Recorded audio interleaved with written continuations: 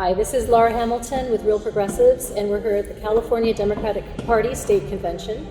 And I'm honored to be here with Shahid Buttar, and he's running to unseat Nancy Pelosi for the House of Representatives. And so tell us a little bit about yourself and why you decided to run against Nancy Pelosi. And Sure. Let's start with your background a little bit. Yeah. So you were saying that you were a professor, you're an artist. Tell me a little bit about you. Sure, Laura. I'm an artist, I'm a lawyer. I've never been a professor. Oh, I was a teaching assistant when I was a student at Stanford Law School. So when I was still a student, I was teaching constitutional law. This was back under the Bush administration, so many years ago. And since then, I've worked in D.C. and San Francisco on a whole range of issues, ranging from marriage equality to campaign finance, surveillance, profiling, detention, torture, Supreme Court nominations, the peace and justice movement, a whole range of issues, both in the nonprofit sphere and in the grassroots sphere. And it's hard to say where to start in terms of my background because I have done a few things, but I work at the Electronic Frontier Foundation as the Director of Grassroots Advocacy, and my particular focus over the last decade has been on the various dimensions of authoritarianism that have been emerging with Democratic support, which is why I'm challenging the Speaker of the House, because the complicity of Democrats in both the rise of authoritarianism as well as the ongoing fleecing of the American public at the hands of corporations are issues that we need to gain daylight from the GOP, and to see Democrats be co-opted by the GOP as dramatically as they have been forced my hand to get in this race, and that's why I'm here. Right, and of course surveillance and these kind of things, not just the GOP. I mean, because we've been having a lot of the Democrats moving way to the right and also into the hands of corporations. Yeah. Surveillance in particular is just, I would just say, for what it's worth, I think a lot of Democrats forget that it's not privacy that is at stake. Surveillance doesn't just offend privacy, it kills democracy. And most people who are described by the word liberal today have forgotten what liberty means. They don't necessarily deserve the term. You know, we use liberal as a stand-in for too conservative to be progressive and not conservative enough to be conservative. That's what liberal means today. But what liberal actually means is to be committed to liberty principles. Right. And so you can't, for instance, support NSA mass surveillance and spying on the internet and telephone system and claim to be liberal. You can't sweep CIA torture under the rug and claim to be liberal. You can't support mass incarceration and claim to be liberal, but that is exactly the set of positions that Speaker Pelosi is committed to. Right, and I think what's really interesting, a lot of people don't think about this is an attack on democracy. Yes. It's not just about privacy. Particularly, and the way to get there, I think this also, the other way to think about this, I'll hear from people every day. Someone will ask me, I don't have anything to hide, why should I care? And the educational opportunity there is to remind them that the First Amendment is not just the right of speakers to speak. The First Amendment is also the right of any American to hear all the perspectives. And we know in our history, despite our commitments to First Amendment principles, that in every era of U.S. history, we have conducted vicious assaults on dissent. From the Palmer raids targeting labor unions, the very birth of the FBI, to the COINTELPRO era, which for 50 years led a wide-ranging assault on the rights of the American people, to today, when animal rights activists, Muslims, peace activists, water protectors have all been targeted by the government for the suppression of their speech. It's not just their rights being undermined, the rest of us are impacted too, because we don't get to hear those voices, or other people who know what those voices have encountered, who know what's happening, are inclined to censor themselves. And just to make that really sharp, how much different would our energy policy be today if we didn't spend the last 30 years criminalizing the radical wing of the environmental movement? Right, exactly. That's completely fascinating, because I think a lot of people don't think of it in those terms. I'm sure. Yeah. That's my job as a candidate, is to help people. To raise awareness, like what the issues really are, what we're really facing. That's right. So now, Nancy Pelosi, her Green New Deal and all these different things, I mean, how do you think you're going to approach those issues with most people? She has a lot of support. And so I'm wondering, how can you wake people up around some of these issues? Yeah, well, maybe I'll focus on the issue first and then the how separately. So Pelosi absolutely does not support the Green New Deal. She derides it as a Green New Dream, which is to say Pelosi is absolutely in the way of Did she actually even say that? She did. She stands in the way of the progressive, the Green New Dream. I think she called it the Green New Dream or whatever. I think that's what she Or whatever. Yeah. Okay. Which is to say she's not on board with the progressive agenda at all. And she has affirmatively rejected and continues to actively oppose Medicare for all. And I'll develop this even further. The very first thing that the Democratic Speaker of the House did in the new congressional session was adopt the Republican demand for fiscal austerity accounting rules that was the central principle of contention between Democrats and Republicans throughout the 90s and Congress. Right. The PAYGO rules, just to unpack this for your audience, the PAYGO rules refer to paying as you go. And it's the idea that if we are going to spend money on social services, the Republican demand is that we have to issue corresponding tax cuts, tax increases or spending cuts elsewhere to create space for that in the federal budget. And the Republican idea is we can spend into the deficit on the military, on fraudulent, wasteful, unnecessary corporate weapons contracts, but we can't do it to get a roof over every American's head or every veteran. We can't do it to get people health care. We can't do it to get people food. And Democrats rightly say, if you're going to spend into the deficit on wasteful, fraudulent, and unnecessary weapons programs, we should be able to do it to meet the needs of working American people. The Democratic Speaker of the House, Nancy Pelosi, the very first thing she did upon becoming the Speaker of this Congress was adopt the Republican demand to hamstring potential social services spending. And I would say that Pelosi is very much a master tactician, but her strategies and her goals reveal her to be a very effective Republican member of Congress. No, I agree with that. And it's always think, how are you going to pay for it, right?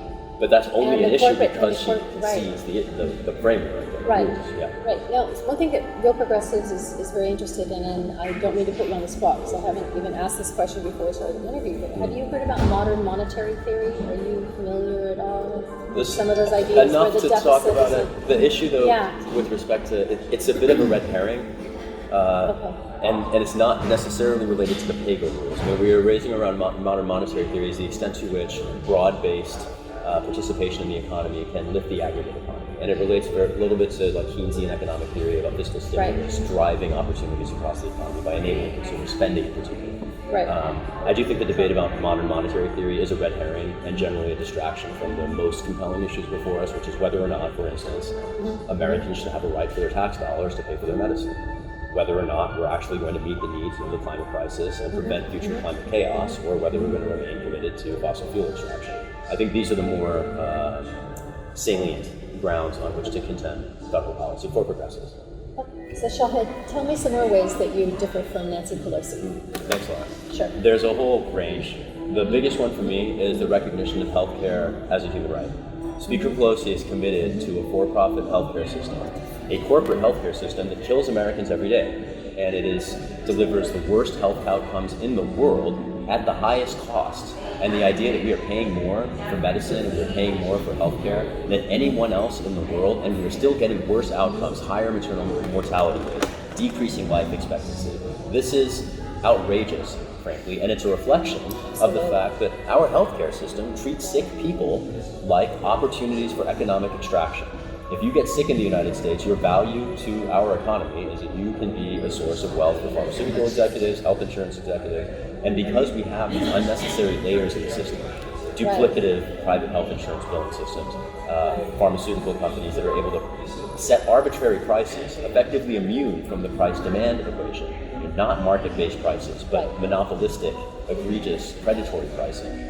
These are mechanisms that place Americans at risk. I'm very committed, like Bernie Sanders, like Alexandria Ocasio-Cortez and many others, particularly Representative Pramila Jayapal from Washington has introduced a bill, Medicare for All, that would establish healthcare as a human right, period. If you're sick, you get a doctor. If you need a nurse, it should be free. Medicine would be particularly a cost of huge cost savings, or an area of huge cost savings, because the government at the moment, if unleashed from the restraint of the laws passed by Democrats and Republicans to entrench our corporate healthcare system, the government could negotiate down the price of pharmaceuticals, because with a single-payer system, you have huge purchasing power for the single payer, which our government at the moment not only is not able to use because it's not a single payer, but it's not allowed to use because the law prohibits the government from negotiating lower pharmaceutical prices on behalf. And the idea that Speaker Pelosi would rather be committed to extractive opportunities for pharmaceutical companies than her constituents' opportunities to access health care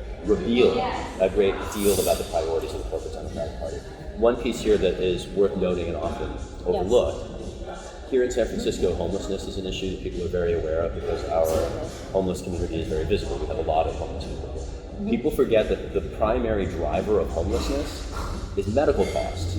People end up going bankrupt and on the street because they get sick and they can't pay for medicine or a doctor. Mental health. That's a big one. A cause and effect relationship, because if you're unhoused for some amount of time, it can be very challenging to keep it together, right? And then put that and how it intersects with police violence. Many of the people who end up in encounters with police are people who might have ended up being treated very differently if we had a social services first framework that didn't treat police like first responders, but instead treated social workers like first responders. Wouldn't that be amazing if you get a call? It's not just a guy showing up with a gun who's ready to handcuff somebody that's screaming. It's somebody who would actually know how to handle that situation. And we can be there. And we could do that. Yes. If we have the resources and we have the understanding. And the political will, which we don't have as long as people like the speaker drive the car. Right, because one of the things that she serves to do is to damp down that sort of thing. So you would want to bring this more into the conversation. Absolutely, yeah. And raise awareness for your constituents as well. Some degree of raising awareness, but I'm not going to settle for that. I mean, I aim to deliver federal policy for my district. That's absolutely. That's why you were running. Yeah. So what do you think your greatest challenges are going to be going against Pelosi? Polosi's corporate money, period. That is the only challenge, frankly. I mean, she is the most funded politician, I think, in human history. In human history? Possibly. Wow. She's up there. Let's just put it that way. Yeah, I mean, there might be a handful of others who might be better funded, but I am confronting the most powerful woman, certainly, in human history. And I think that the challenge of, as an immigrant, to challenge entrenched power is always challenging. I do think that in this context, in 2020, 2019, and the 2020 cycle, seeing candidates like Bernie Sanders, seeing candidates, others like Ilhan Omar, who have made mainstream in understanding that there are policy differences that can shift not only discrete policies, but an entire paradigm. That's the opportunity for me to overcome that resource gap. I am confronting someone with much more visibility and far vaster resources. But I do think that the field is tilting, particularly because there's a generational change. With AOC and all this sort of new blood coming into the House and the Senate, we want that too. That's a reflection of it. But I think that the cause is generational change. Boomers are no longer the biggest generational voting bloc in this country. Millennials are, and we know that millennials are also the most progressive generation this country's ever had, which is to say the more we confine ourselves to the failed and stale corporate consensus of the preceding generation, the more we are leaving cards on the policy table, because we are not fettered. We don't have to be fettered by those prior decisions anymore. We know that the commitment to fossil fuel extraction has been a destructive, horrific set of abuses that have not only undermined our civilization and our society, but our entire species, right? We know that wars for profit not only leave Americans dead and inflame anti-US sentiment around the world, but they also suck money out of the federal budget that could be going to affordable housing, that could be going to Medicare, and instead waste it on instruments of destruction. We know that these things are true. We don't have to settle for the failed decisions of the past. And I think that's what's going to win me this seat, is the fact that more and more Americans are aware that we have opportunities to set our own future. So you would say that most of the people, you want to get the millennials voting and enthusiastic. Is that kind of what you're saying? A piece of it. Bring that in? It's a piece of it. I mean, I would say that in San Francisco, even the folks who are older than millennials are also far to the speaker's left. Medicare for all, the Green New Deal, dealing with the climate crisis is an object of consensus across the city. Like, there's no one in San Francisco who, there might be some, but there are not a lot of climate change deniers, right? But here's the thing, we are a city in San Francisco.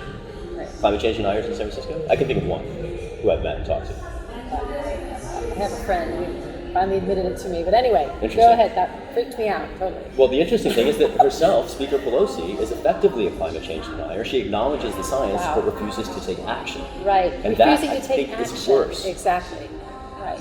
Republicans I can understand, because they think that it's a Chinese hoax, and so whatever, they're confused and they won't accept the science, so it makes sense that they won't embrace solutions. But to recognize the problem and not accept the solution suggests that something else is in play, and I think the commitment to existing industries, the inability to envision a meaningfully different future, that failure of imagination and political will. Failure of imagination, right. Yeah. And the people who are giving her money, they don't want it. It's a big so there you go. The role of money in politics in our political system is a really integral issue. And my very first case as a young lawyer was defending campaign finance regulations that were passed with a bipartisan majority in Congress in 2003, the McCain-Feingold Bipartisan Campaign Reform Act in 2003. This is before John McCain ran for president, and a lot of other things shifted. But that law aims to take corporate soft money out of politics. Right. We won a challenge to the Federal Election Commission's regulations that aim to water down the law's protections. We won that case before the DC Circuit in 2006, 4 years before the Supreme Court in the Citizens United decision destroyed everything I'd worked on in that phase of my career. So I've long been committed to attempting to restore, create, let's say, some legitimacy in our electoral system by leveling that playing field. I mean, of course, the challenge is that our political system has never been terribly legitimate because someone has always been excluded, whether it was women or African Americans or all of them. And so we are fighting a still ongoing battle to achieve meaningful democracy in the United States. And to that extent, I think of myself as a democracy campaign. I'm running to advance democratization in a country that thinks it has happened. Right, and on a lot of different levels. Indeed. Right, yeah. To ensure that we have democracy, because that's quickly, actually, do we even really have democracy right now? At the moment, we don't. We have a corpocracy at the moment. What do you call it? A corpocracy. You know, a corpocracy. We have a rule by corporations. Great.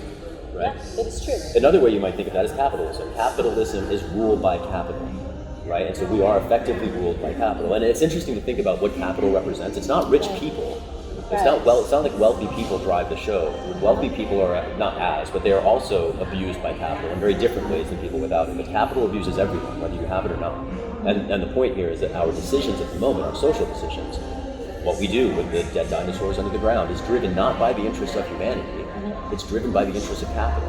Right. Do we wage war or not? That's not driven by the interests of humanity, it's driven by the interests of capital. How many people do we lock up?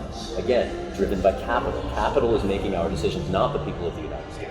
That's one layer. I want to unpack two others there. Okay, that's fine. There's also a constitutional crisis and an erosion of civil rights. That's another ingredient of democracy that we forget. Democracy isn't just rule of the people. In modern constitutional theory, in a constitutional republic, democracy also includes counter-majoritarian rights, which our courts can't any longer provide because they reflect the pervasive biases pervading our criminal justice system, for instance, right? And then there's another layer where we have, democracy is threatened because not only do we have, porous voting rights in the way that we were describing, and then we have this problem of constitutional rights in the way that we're describing, but we also have, and I think of mass surveillance as an especially pointed threat to democracy because it chills dissent. It inhibits people from speaking their minds. And so we also have a constitutional crisis, a democracy crisis, in the surveillance state that is driving more and more Americans to withhold their views and not participate in discourse. And that will kill democracy. I'm very concerned about our democracy. I'm an immigrant here. I don't take it lightly. I don't take it for granted. I am committed to defending our democracy to the last drop of my blood. And that's why I am running for this office. That is a lot of passion. So, you say that you immigrated to the United States? I did.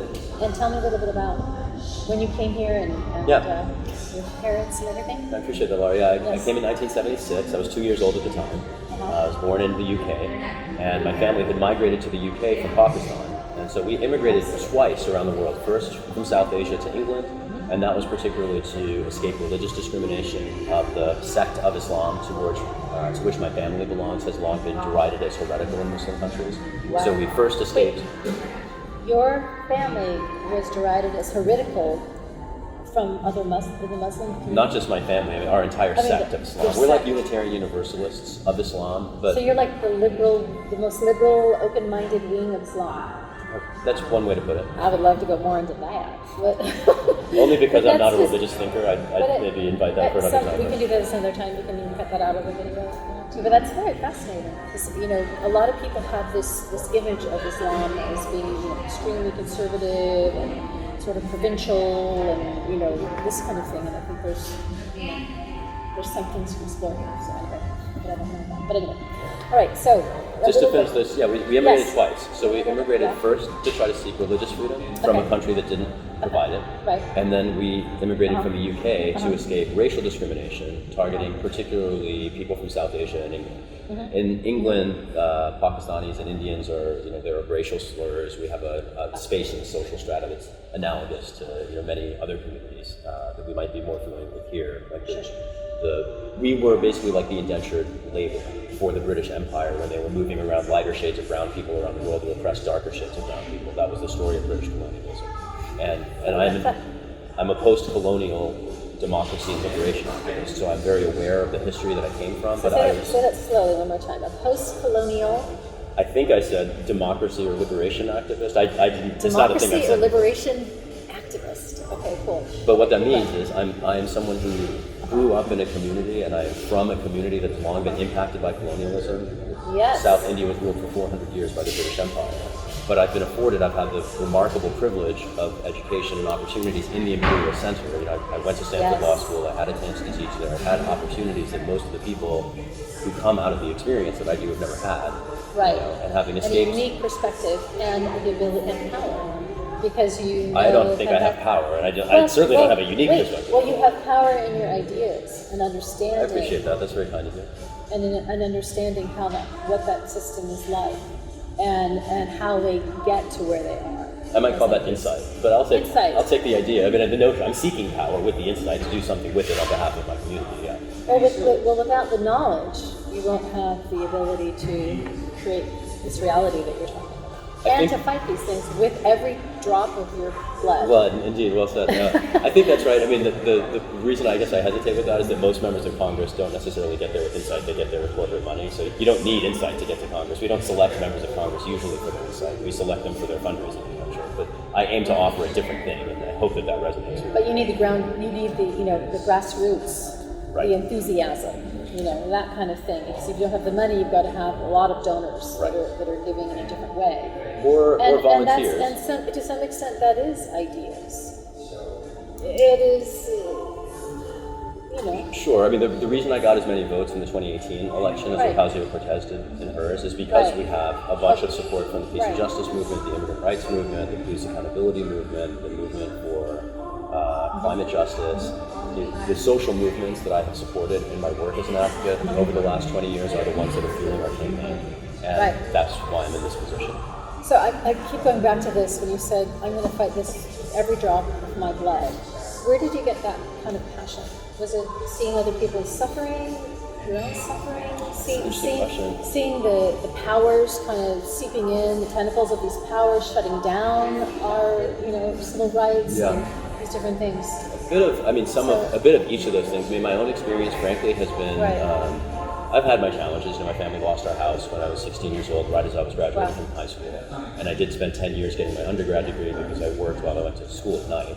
And so I understand what struggle is at the same time, and I've been robbed by police, and I've been shot at by police in First Amendment settings, and lots of different things I can say with respect to my own experience. But it's not my experience that that drives authoritarian grip.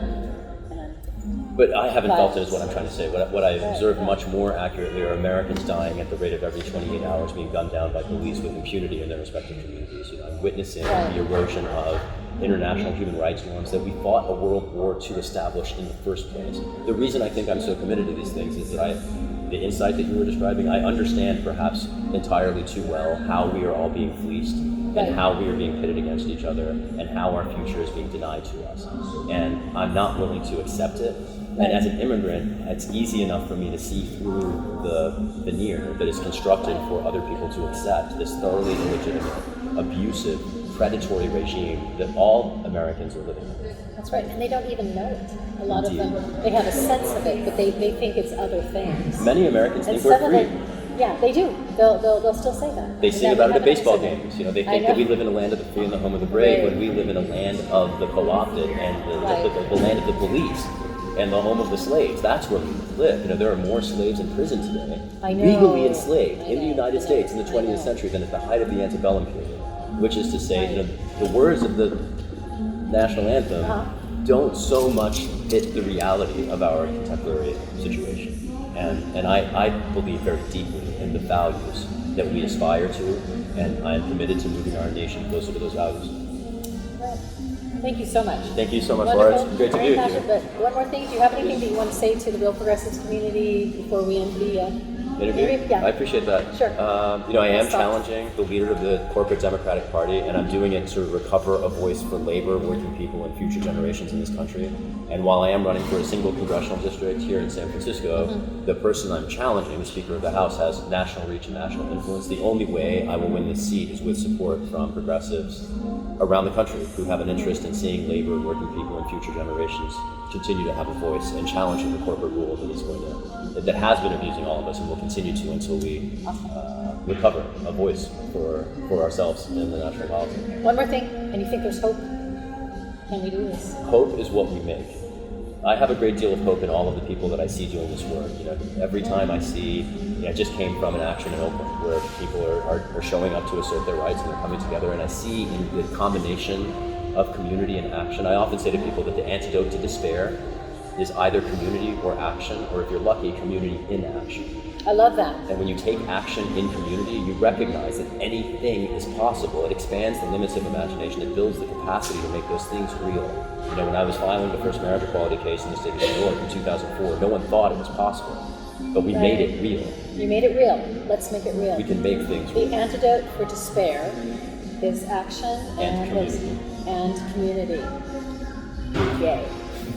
Thank you so much. Thank you so much. It's great to be with you. Thank you.